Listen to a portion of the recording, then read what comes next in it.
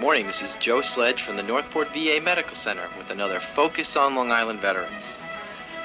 During the Memorial Day weekend, I had the privilege of working with the United Veterans Organization of Nassau County at the Source Mall and educating the public about the role that our men and women in uniform played in securing freedom and democracy for us and for many the world over.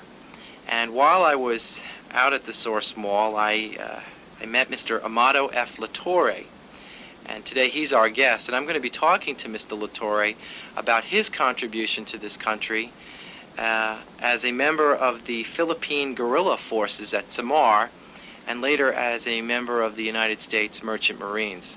I first want to welcome you to the show, Mr. Latorre. Thank you, Mr. Sludge. Mr. Latorre, call me Joe. Joe. Can you tell me, you were born in the Philippines? I was born in the Philippines, September 30, 1926. 1926, okay. And at the outbreak of World War II, where did you find yourself, and how did you get involved in the Philippine guerrilla forces? Well, the first thing that I remember was one afternoon we were listening to the radio, and we heard the bombing of Pearl Harbor. When I heard that, my hairs in my arms, in my whole body was standing up. Mm-hmm. And then I also heard the announcement that Manila was bombed, the Philippines was invaded. So I have to volunteer and do something. You have to volunteer, and so they formed, in a few days, they formed a volunteer corps. I joined right away. And what did you do as part of the guerrilla forces? As part of the guerrilla forces, I was in the Signal Corps. In my youth, I stayed there since they prefer the older boys on the fighting side. So I was more as a messenger, relaying messages back and forth throughout the organization. Uh-huh. And did you ever come under any kind of enemy fire as part of the forces? Well, I did. One morning, I went to town to look after the house in my town. And early one morning, I hear screaming. Japs, Japs, Japs. I got up. I went around trying to escape. And when I got around the edge of town, I found out that the town was surrounded by all Japanese soldiers. And when they saw me at the edge of town, 2 Japanese soldiers came to me with fixed bayonet. With a fixed bayonet? What can I do? So I stood there, hoping, they would not do nothing to me, Mm-hmm. But they didn't do it. They marched with a bayonet in my back and took me to jail, to the municipal building, because that was they made it their headquarters. They made the municipal building the headquarters? As their headquarters, uh-huh. Yes. How long were you in jail? Well, I don't even want to refer to it as jail. How long were you held captive by the Japanese? In a few days, in a week or so. But somehow I remember having been raised in that town. Mm-hmm. I used to do all the areas as a kid. So somehow I was able to escape. I escaped. Uh-huh. And then after that,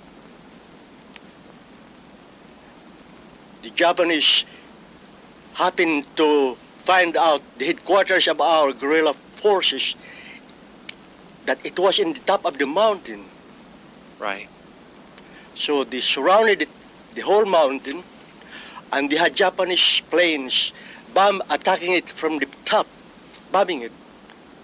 And they captured the whole staff that was up there that day. And they were taken to the capital of Samar, and they were beheaded. Beheaded? beheaded. Now, I'm sorry, go ahead. You were going to say. Our commanding officer he used to be a congressman, Uh-huh. and he lost his head. He lost his head. He was dead. Now, you worked, it says, you worked as for the underground. What did you do for the underground? For the underground, there were several things, they call it finding out the Japanese movements, where they were and what their plans would be. Uh-huh. And I went on mapping operations with some of the guerrillas, probing patrol. And then when the invasion came, I remember there were big naval guns booming. Big what? Naval guns. Novel guns, okay. So then I said, something is happening. I took a boat, small boat, a bangka we call it in the Philippines. And I saw a LCM loaded with American soldiers. I waved them. I said, take me with you. Stop and take me with you. And did they? They did. I went on mapping operation for them for a month or so in the jungles. Uh-huh. I was their guide, having been a guerrilla in the guerrilla forces. Right. I was a guide to them for a month or so up there in the jungles. That's it. That's exciting. And then I stopped where in the battle in the town of Tacloban. I said to the American officers in the U.S. headquarters up there, I said, I want to volunteer for the front, for the battlefront. You volunteered for the front? For the battlefront. And did they let you? He says, no, you have to wait for the Philippine battalion until they come. I says, okay. But I waited for 1 or 2 weeks and I could not wait anymore. Uh-huh. So I went around the ships that were damaged by kamikaze. And I told the guys, the guard on the gangplank, I says, what do you need? He says, we need volunteers. I says, take me in. He says, I'm yours. Took me in, I signed on to bring that ship to Richmond, Virginia, the shipyard of Henry Kaiser. Uh-huh. So they made that ship, that was the William Sharon, was hit by kamikaze in the middle of the smokestack. It was hit by a kamikaze in the middle of the smokestack? Yes. Uh-huh. Everybody was dead. And we cleaned up everything. They made temporary quarters out of wood for us, so we would have a place to stay, to live, and sleep. Mm-hmm.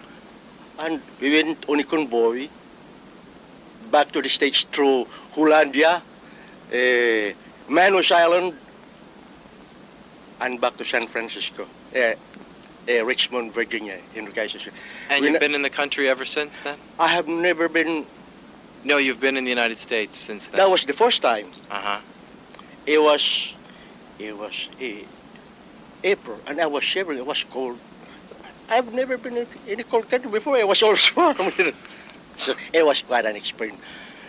Day and night, I used to wonder, when is the light gonna get dark? Right. It was always.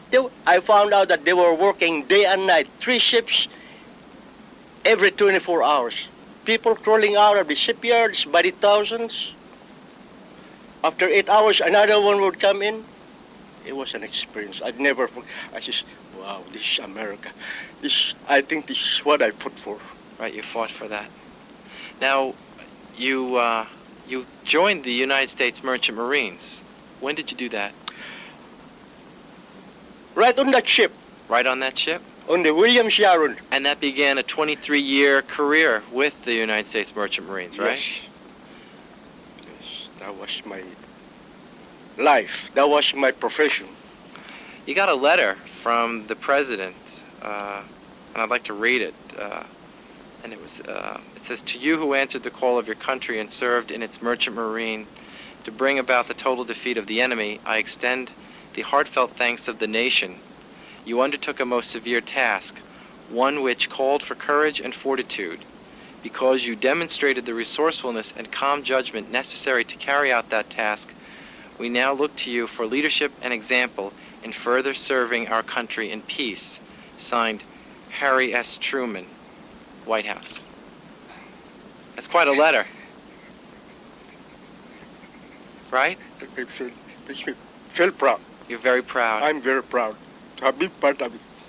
Well, we're very proud of you, those of us who have benefited from not only your service, but the service of all the men and women who served in World War II. And I think it's interesting to point out that you began with the Philippine guerrilla forces at Samar, ended up being a guide for American soldiers on the ground in the Philippines, opposing the enemy, joining them on the ship and becoming, I guess, starting a career with the United States Merchant Marines, continuing to serve your country. It was an experience I'll never forget. Mm-hmm. Not many people can experience life like that, and Uh-huh. I'm proud to have that experience and knowledge. Uh-huh. I'm very proud. Right. And now you belong to a Merchant Marines organization, right? Yes, in Kings Point Merchant Marine chapter in Kings Point Merchant Marine Academy. Tell us about that. Well, it's a comradeship of all friends and shipmates about our experiences, of our life on board ships, the hardships, and all what we went through for the ideals that we dream of, you know. And also, we want our merchant marine to remain as it would, still a great part of our military forces, you know. Mm-hmm. Now it's so dwindling, you know. I feel so disappointed that we are not as strong as they were in World War II. Wow.